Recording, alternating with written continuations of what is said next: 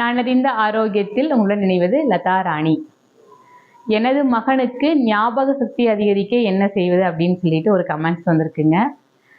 So simple, எப்பவும் போல தான் நம்மளுடைய மூச்சு பயிற்சியை ஃபஸ்ட்டு கற்றுக்கணும். அடுத்தது தோப்புக்கரணம் மூச்சு பயிற்சி. தோப்புக்கரணம் போட்டாலே நமக்கு ஒரு நல்ல ஞாபக சக்தி கிடைக்கும். அதுலேயும் நம்மளோடதில் பார்த்திங்கன்னா நாக்கை மேலே வச்சுட்டு கையை மாற்றி மாற்றி, இப்போ எல்லா தோப்புக்கரணும் இப்படி பிடிப்போம், நம்மளோட கை மாற்றி மாற்றி. ஆல்ரெடி நான் போட்டிருக்கேன், அதோட லிங்க்கையும் நான் கீழே கொடுத்துருக்கேன் பாருங்கள்.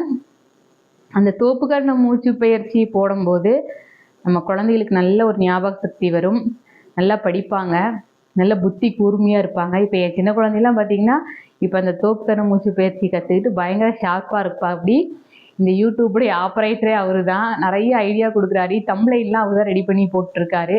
ஸோ அந்த தோப்புக்கரண மூச்சு பயிற்சி நம்ம கற்றுக்கும் போது நமக்கு நல்ல புத்தி கூர்மை நமக்கு கிடைக்கும். ஸோ இதை கற்றுக்குங்க. நன்றி, வாழ்த்துக்கள், வணக்கம்.